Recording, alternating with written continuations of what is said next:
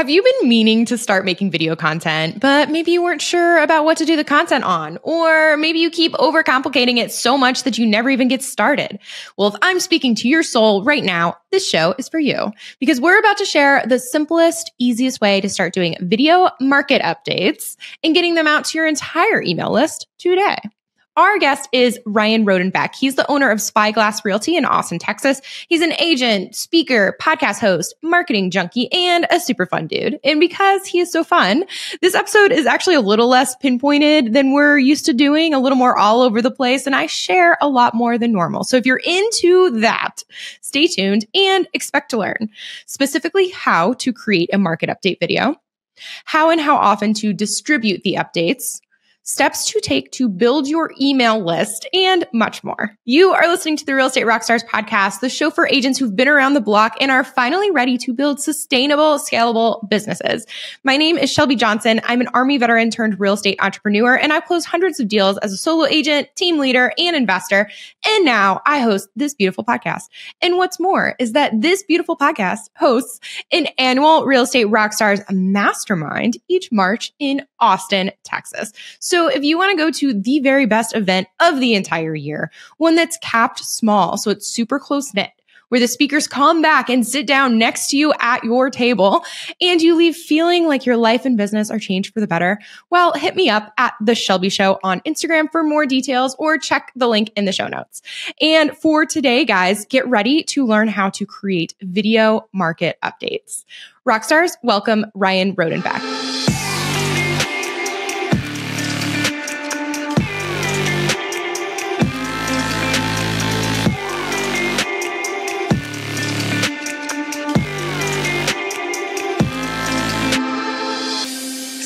Okay, Ryan, it's 2024. It's halfway through the year, and I have yet to integrate, hypothetically, by the way, I've yet to integrate videos into my marketing strategy. What do you tell me? What do you say to me? You it's the easiest way to get your personality across to people that you want to connect with. All right. Because when it comes to communication styles, the best thing you could do is face to face. The second best thing is video. The third best thing is a phone call, right? So, and not only that, it takes a while to get good, right? So I've had a podcast for 4 years. If you watch my first podcast, it is horrible. I mean, it's the worst thing ever. I mean, you can relate to that, right? So, yeah. So I think that, and not just that, like the great thing about video is it can be multi-purposed. So what we do is we start everything on a YouTube first basis. So we do a video like a podcast or a property walkthrough. Well, let's talk to agents here, right? So if you're walking through a community or let's say a downtown building, right? You have you do a video of you walking through the video through the building. Then you take that video. It can be put into a newsletter. It can be cut into shorts. It can be cut into reels, to TikTok clips. You can even transcribe the video and put it in Chat GPT and make that a community page. Okay. Yes. Yeah, I'm overwhelmed now, but yes. Okay, I'm with you. So step one is start now, get over yourself. Like, you're out there, you're nervous, and you're totally right. By the way, I was just muted. So when you were like, you can relate, right? And I said nothing. I was wondering if it was my connection. No, dude, I was trying to unmute, and then I just left you hanging. But no, for real, I can relate. The first episode I did, I was shaking, nervous, sweating, stumbling over my words. And then the idea of it going out to other people to listen, I was freaked. I was freaked. Yeah. And so, yeah. But now, it's funny how things work, right? If I speak at conferences sometimes. I'm not like a huge speaker or anything, but I'm getting there where I speak at conferences. I'm not as comfortable with that, right? But I can get on a podcast any day on front of video and I'm completely comfortable. And it's like repetition. Just like with everything. Okay, gotcha. Yeah. So hypothetically, we're starting now because we're going to get in the reps. It takes a while before we get good. And then step two, if that's step one, would be to commit to a long form type of video. Because if you commit to the long term whoa, words, form type of video, then you have the ability to multi-purpose into all of those other things that you listed. I'm not saying that. Okay. No, I think maybe you have to work after that. I think putting out a market report video is very, very valuable for an agent. Okay. And especially if you get, to the micro geographic level, what's the word they teach you in real estate? Homogeneous, or, you know what I'm talking about? That's a lot of syllables, dude. Yeah, I know. It's where they talk about, you're very specific geographically. So let's say that you're, have a neighborhood that you're farming, right? And you were to pull the stats on it every month and you say, look, this does not have to be high tech either. And I think that's the problem that most real estate agents get into. They're like, oh, I need a graphic designer. I need an editor, all that. Look, I'm telling you, we've got, you know what? This here is your friend. It can be as low tech as that. And people appreciate that. Now, obviously, if you get some video editing software and you overlay the stats, whatever, that's great. But do not let perfection be the enemy of complete. Totally. And for those of you listening, when he held up that thing, you were on the edge of your seats. You're like, what was that? It was like one of those paper easel things where you write on with like a marker. And to add on to that, I think that it's like coming back full circle. There was a phase where like the really polished looking videos were super trendy and what everyone wanted to see. But I feel like now more and more, it's like the more authentic, the more it feels like it's an actual person and not just like this beautiful robot through the screen. I feel like that is more and more appealing to the average viewer. Absolutely. Yeah. There's like studies shown, that people want authenticity, right? Having 4.7 out of 5 stars is better than having 5 stars. Well, on that note, though, guys, if you're listening and you've been listening to this podcast for a while or even just once, and you think it's better than 4.7 stars, go over to Apple, because I am really working to get past the 4.7 star barrier. We have like 830 reviews and we need to be 4.8. Okay. I will die on this hill. Okay. Actually, I don't know. I think 4.7 is a good place to be. Dude, yeah. No, okay. Good is the enemy of great. And I'm going for great right here, Ryan. So don't fight me on this. Okay. You got it. Okay. I actually think that this example is really good. I would love to deep dive on your idea about doing a market report video. So with that, what can we break that down? What does that video look like? The length of time, the information shared, all the things. Yeah. So what we do for our agents, okay, is, we have agents in different parts I've got 150 agents that work for me all across Central Texas.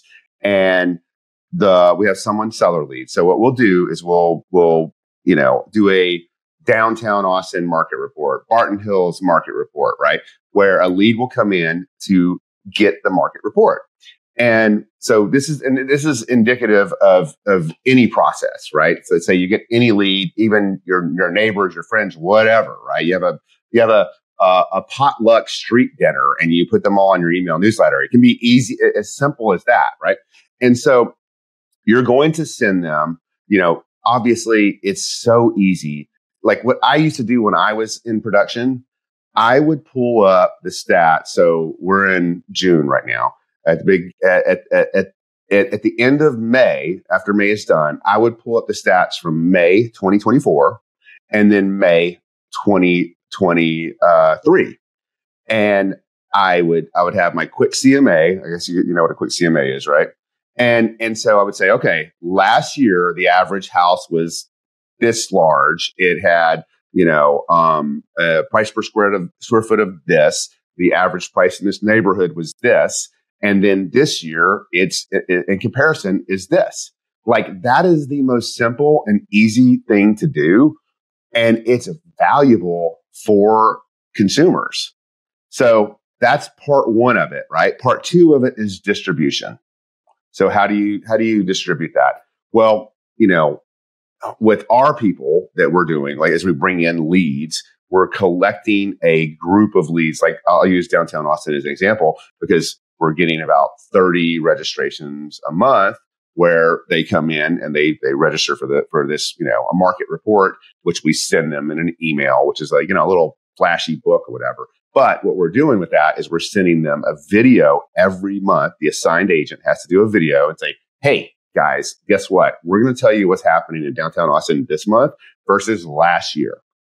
And that's informative because the thing that we have to do as agents more than anything is add value. Okay, I'm so with you. I really like this. Let's break down. So part one would be creation, right? And then part two is the distribution that you talked about, getting it out there. So I'm going to go back to part one for the video creation real quick before I do want to dig into the part two as well. But for this creation, first of all, I love that it's as simple as going to the MLS and pulling a report for the past 2 years and then just essentially just sharing that information because it's not like you have to create anything. You're literally just sharing the stats. So with that though, when you're doing it, how are we filming it? Is it vertical? Is it horizontal? What's the length in the time of the video? Like any more tips for like the meat of this? Well, so again, perfection and completion, right? If you're an average agent and you're first getting into this or a newer agent rather than an average, you know what I mean? But like it's your iPhone. Now, as you know, that probably more than anybody, the most important thing when you do video is audio, right? So look, you can get these like lav mic things like this is like this is a DJI, so it's kind of expensive, but you can get one for like $30 on Amazon, right? So you have your iPhone will work completely fine. It does the trick, have good audio.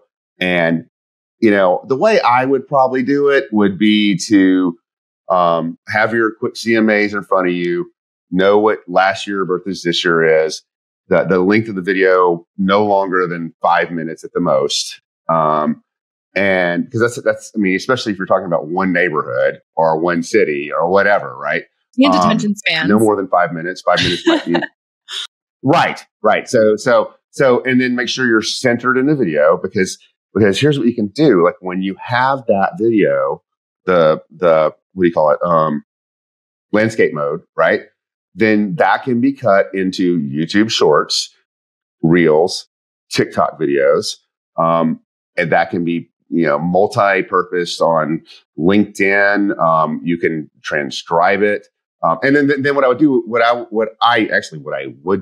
did do when I was doing this 4 years ago was I would put it into an editor, and whenever I said a number, average price per square foot in Barton Hills neighborhood is $750 per square foot, I would overlay that in the editing software. And especially now with all these AI tools, it's easier than ever. It's easy, but it's also overwhelming because there are so many freaking tools out there. You can spend an entire week just like looking at all the different tools, comparing, contrasting, checking pricing. And then you know what? The next day comes out and there's like 10 more on the market. So it's a love-hate in my world. So here's what I'd say for people that feel that way. Forget the editing. Okay. Forget it. Because again, you want it out there. And if you can edit, if you can do a market report with semi, without a whole lot of breaks, then don't even worry about the editing. You can go, like, if you load it to Facebook or YouTube or whatever, the transcription is going to happen. And again, the reason I say this is because, perfection is the enemy of complete. And I know people like my 5-minute shitty video will outperform your non-existent video 100% of the time, right? Every day of the week. Yeah. Every day of the week. Yeah. It's true. Right. Okay. Yeah. So at this point, we're not overthinking it. We are, using the information at our fingertips within the MLS to regurgitate in an authentic and personable way this market update, this market report.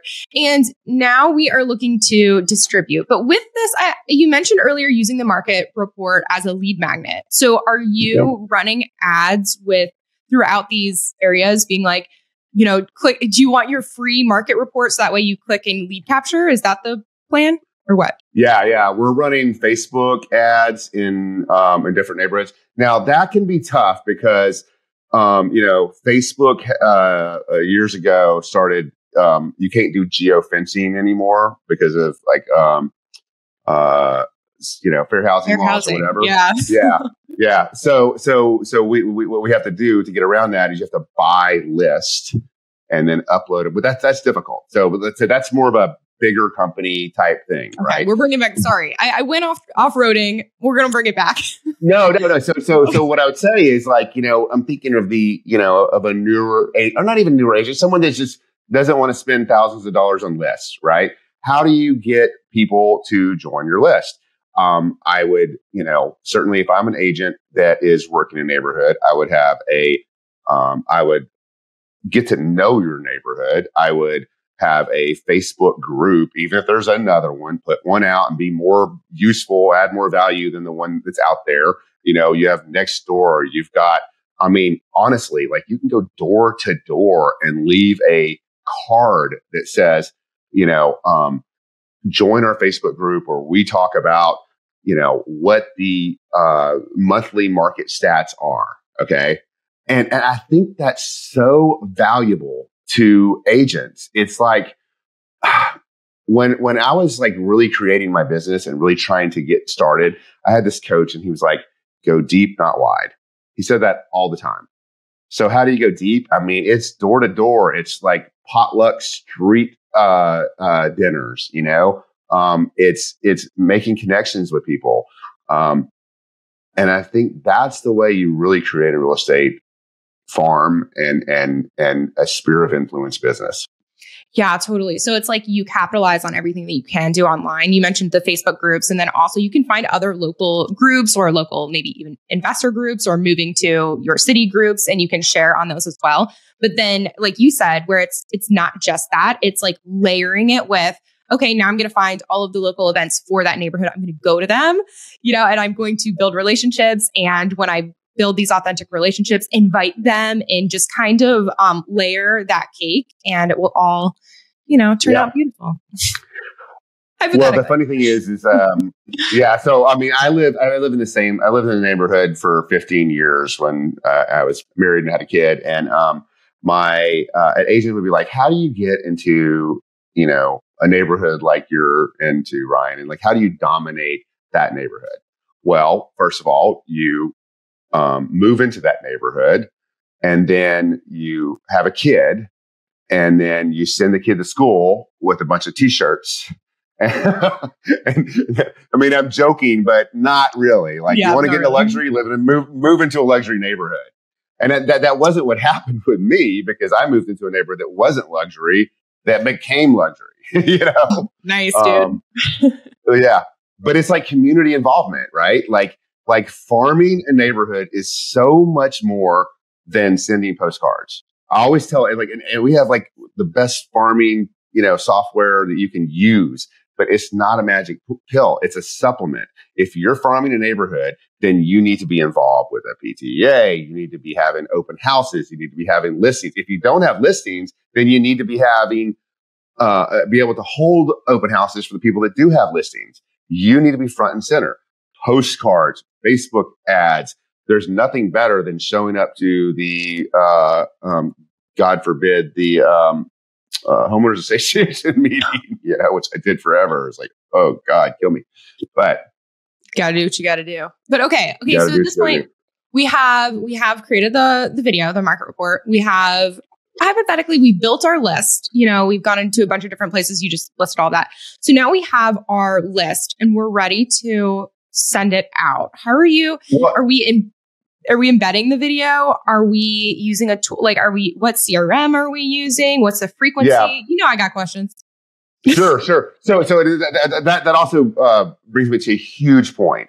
The best way for you to get a list of people in your newsletter is hands down open houses. And I hate open houses, but I've made so much money off of them. Okay. So you have your video. You what the way we handle it is we put it on YouTube.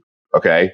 And then you can use any software you want. You don't want to use Gmail because you can only do 250 emails. Unless you're under 250, then you're golden. But we use Follow Up Boss. But you can use MailChimp, whatever, right? And so, when you're sending out the market stats, you're going to upload your video on YouTube, turn it live. You're going to have a thumbnail, which is super important, right? And then you're going to take a screenshot of that thumbnail and you're going to put it inside the video. And then you're going to, hyperlink the YouTube video into that. It's so simple. I mean, it really is. I mean, it sounds complicated, but it really is not.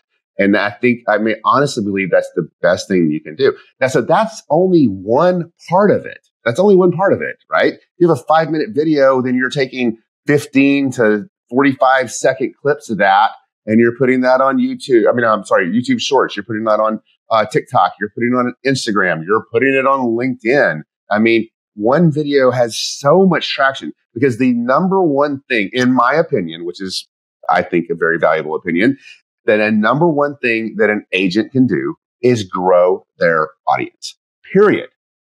The funny thing is that when I first started doing video, it was simply for the purpose of selling homes. And then when I stopped selling homes and I went completely out of production, my entire video format changed. So if you go to, my podcast, my Instagram, any of that, it's so funny. My Instagram is so self-serving. There's almost no personal issue. You don't know about it. It's like you think I'm the most professional person in the entire world, which is not exactly true. I mean, I can't be professional. This is the man who drank, what was it right before it was a vodka? I can't even. Oh, tequila. You're like, no, that was a prop. That was a prop. Shelby. I mean, Okay, Ryan. I love it. Right. So, but what the funny thing is I don't like I'm on your podcast right now. Okay. And so I'm able to interject my personality. This is something I do struggle with. I'm able to interject my personality a lot better on your podcast than I do on my podcast. Right. Yeah. You ever struggle with that? That's crazy, but I know exactly what you're talking about. I know exactly what you're talking about. So that's something that I continue to struggle with on this show, actually, because it's not mine to mess up or be. And so I'm super protective over the Real Estate Rockstars brand that was built. I mean, this podcast is around since 2014. So there's so much more made up, built in my head, pressure to just be on that. I actually have another podcast, The Agent Goldmine, that Ali Garcet and I started from the ground up. And that one is just kind of like a shit show. Because but all this to say is I want to be on that one. Okay, dude, sure. You can drink, take your shots, run around the house, say whatever you want, I'm great at shit shows. Okay. Well, perfect. So all that to say, it's it does kind of depend. And it's weird because you get so in your head about things that it's you're always trying to be the most authentic version of yourself, but also keep in mind your target audience and the bigger picture. I don't know, dude, there's layers. It's hard. Well, and to be fair, I am very, very professional, right? But it's funny thing. You messaged me this morning on Instagram, and I think that you and I are very similar personality types. We're can be a little silly and professional, and so yes. I think that that's one of the reasons why I'm much more relaxed right now. You're a great host, so kudos to you. You. Yeah. Oh my gosh. Okay. Now, for the sake of our listeners, I feel like we have to bring it back to what we were talking about before, sure. which was we built this list, and you just went through how we upload the video to YouTube, we turn it live, we create a really good thumbnail, we screenshot that, we embed it into our CRM, into that message that goes out about the market update, and hyperlink the thumbnail so it takes them to the YouTube video. My questions for that, the email that we're sending out now to that list, is frequency. How often are we doing these market updates? At least once a month. Yeah, for sure. Now, you can supplement that with other things, but I will tell you, my last year in real estate, I did about 26 million in sales. It was probably the best year I ever had. And I owe so much to a newsletter. I think it's the most important thing that an agent can do.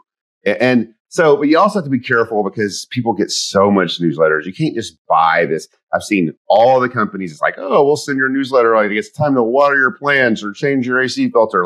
No, you need to be adding value. And I think there are several ways to do that. There are market reports. There are, things that people care about, like where, like right now, I was thinking about today, like make a list of shit you can do in Austin that you do not have to be in 103-degree heat, right? Like anything that you Google that you think about Googling could be a topic, right? So, the anchor property of your newsletter is going to be the market reports. But if you can start supplementing, I mean, at the very minimum, market reports are once a month. But then if you can start supplementing things about the things you really care about, I have my son this weekend and I'm thinking like, what the hell am I going to do with him that's not going to burn, right? So I was like, indoor pickleball courts. I don't know, whatever the hell it is, right? Dog parks. I don't know. Things to do with kids, things to do, day trips. There are so many things, but you want to add value in between there, because when you have a list and it grows and grows and grows and grows, and people are looking and they're getting value when they do not need you to buy or sell property, they're going to automatically think of you when they do need to buy and sell property. With that list, are you also like, when you get a new listing, are you sending out your list? Like, is that part of your marketing, your listing presentation where you're like, I have a list of this many people, I send it out? Or is that something you're more protective? You don't want to like, what are your thoughts on that? I think it depends. I think I would do, if you're adding value and you look at your metrics, in other words, if you're getting a 45% open rate, 4 to 5% click-through rate, I would definitely try it out and see how many people open it. Most of these email distribution platforms give you the metrics of, I believe it's 40% or higher open rate and a 3 to 4% or higher click-through rate. Those are good metrics, right? So if you have a listing, you want to send it out and it gets 20% open rate and a 1% click-through rate, don't do it again. You want to provide value. Yeah. Okay. I agree with that. And also, so this is one of the things I'm revamping. I didn't tell you that. I had that identity crisis where I was like, what do I want to do? And I became a podcast host, and I'm not going to stop hosting, but I'm getting back into production in a new city, brand new city, building from the ground up. And it's very fun for me because I get to do it like hyper strategically this time, because the first time when you're learning how to be an agent, you can't really be strategic because you don't know what you don't know. But now I know. Yeah. But one of the things I was thinking about, which is why I asked you that question, is because in thinking through the listing presentation, I do think that a lot of agents are like, I'm going to put it out to my social media and I am going to put it out to my distro list. And I'm leaning no. Like, I don't think I will, because first of all, my followers are, years and years worth of they are not people who are living in Lexington, Kentucky, looking to buy a house. One. So I am going to alienate my followers, who my target audience, it's not exactly like I'm not here to sell to clients on my Instagram, hypothetically. Right. And also when you post, now the algorithm is choosing who you are showing to. So even if you have, hypothetically, I have like 800 or whatever followers, but what percent are going to see that? So if I'm talking to a seller and I'm legitimately trying to move this property, the best bet is not for me to post it on my social media. The best bet is what we're going to be doing, which is running ads. This is a whole nother strategy for another day. But then we can target, like you said earlier, like you can target who you show that content to. It's not alienating my audience, and it's better for the client. Yeah. So our Instagram, so I've got, Ryan Rodenbeck, is my own personal, but we also have Spyglass Realty. Spyglass Realty has 13,000 followers. Okay. And which is a decent amount of following for a brokerage. Right. And our agents, like whenever they'd have a listing come up, we'd put it up there. And finally I say, and like everyone in the brokerage, they're like, we have 150 agents. They're like, oh, I want my listing on there. I'm like, guys, nobody gives a shit about your listing. Totally. And your, like they want human interaction. Okay. And like they're not adding any value by posting a property unless it's like the Taj Mahal, Lake Austin riverfront, like nobody cares about it, so yeah, you're going to diminish your brand by putting out crappy. And I'm not saying crappy, not the house is crappy, right? It's not, you need to deliver to the audience what they want to hear or what they want to see. Totally. And that's why this kind of goes back to, we've interviewed some people on this podcast whose entire Instagram or social media following in general was built around a specific niche, whatever, which hypothetically, like, they're home tours, and so all they post is home tours, and they're beautifully done. And so therefore all of their followers that they've grown are expecting and wanting home tours. In that specific case, does it make sense to include that in your listing presentation? Absolutely. Does it make sense to push it out to your audience? Absolutely. But if you're sitting there and you're like, my top followers are my mom, my grandma who's in 2 states over, and everyone at my brokerage, it's like, yeah, different.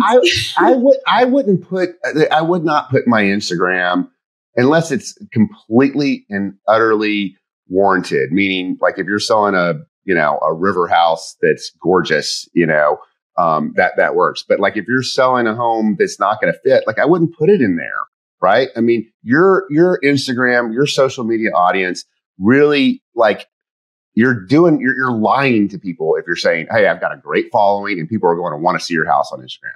Find another avenue. Your personal brand is not, and that's what social media is your personal brand. It's not marketing, it's branding. You're branding yourself. Marketing is marketing a specific goods or product. Dude, I love that you brought up that delineation. Is that the right word? I'm not sure. The difference. Yeah, I think so. Yeah. Because I do think that it's very muddied in our industry, where people are like, oh, I'm going to do marketing, or I'm going to do lead generation. And then they post something on Instagram and they're like, I did it. And it's like, no, I mean, there's differences. There's like lead generation. What are you doing to actively bring in clients into your business now? Like, people who are interested in buying and selling, investing. And then there's the building up brands over time. So people, when they think real estate, they think of you. It's just different. Yeah. And I think that agents really need to start building their brand. That's the number one thing that they can. It's not the number one thing. Number one thing is lead generation, period. But the secondary thing is becoming an authority in whatever it is you do. And so how do you do that? You simply add value. Think about adding value every single day. Dude, this conversation has been it's been so fun. I really, really love this. But before I let you go, before we head into wrap up, you brought an awesome tool for us today for our listeners, which you can go to realestaterockstarsnetwork.com, go to the toolbox to get Ryan's freaking. Well, do you want to tell them what it is, Ryan? Do you know? Did your assistant do it? I have no idea what it is. Oh, seriously? Fine. Oh, okay. Well, I will share. Yeah. So this is Spyglass, which is your brokerage, Spyglass Realty. Wow, words again. It is the home selling system. So this is and I read through it all before. It is a very detailed, very professional, polished, essentially a listing presentation of what, sellers need to do in order to get prepared, but also how you guys are going to drive traffic to that listing outside of just listing it on the MLS, which is not a marketing strategy. If you're at a listing presentation, you're like, I'm going to put it on the MLS. Like, there's more to be done. So definitely, especially right now. Exactly. Right now, it's just not going to cut it the way it was in 2021 or 20 or whatever. So yeah, go check out. I'm like, dude, words and numbers. They're getting me right now, but that's okay. Okay, Ryan. So tell us what are you working on now? What's in the works for you? So my company, we just hired, we're now part of leading real estate companies of the world, which is a independent, global, community that shares referrals. So we just hired a relocation director, which I'm super excited about. And we're very entwined with Zillow. We were the number one Zillow Flex team, the largest Zillow Flex team in Austin. And we just got Zillow seller connections. Thank you. Oh, and then as I told you this morning, on Thursday, I was out of town in Chicago. We have been in the Austin Business Journal Best Places to Work, number 2 to number 7, started number 7 for the past 5 years. On Thursday, we won number 1 Best Places to Work in Austin. So I'm super proud about that. Congratulations. Oh my God. That was another moment where I didn't unmute fast enough. Congratulations. That's freaking amazing. So if if agents are in Texas, where in Texas are you? If they're like, I want to join your brokerage. Austin, Texas. Okay, perfect. Austin. And then where can people reach out if maybe they don't want to join your brokerage yet, but they just want to connect more with you or more about you and your team? Where's the best place to go? Sure. On Instagram, it's Ryan Rodenbeck, RyanRodenbeck. and then realtyhack.com. And hot. Yeah. And okay. Ryan, is there anything we missed? There's anything that we didn't touch on that you really wanted to touch on or share with our listeners? I would just say this is a very uncertain time for real estate agents. Okay. We've got all this stuff going on with a post-NAR lawsuit and all that. Keep positive, because if you have a hard work ethic, a good work ethic, right, you're going to flourish in this industry. Do not let the news of everything that's going on keep you down. Be positive, work harder than anybody else, and you will flourish. Love it. Okay. And guys, you know the drill. If you want to hang out with me and the owner of the show, we are The Shelby Show and Aaron Amujistegi on the gram. Love to hear from you. Always make sure you go over and also follow and share love to Ryan Rodenbeck on the gram. And otherwise, guys, that is all we have for today. Ryan, thank you so much for hanging out with me. And Real Estate Rockstars, thanks for listening.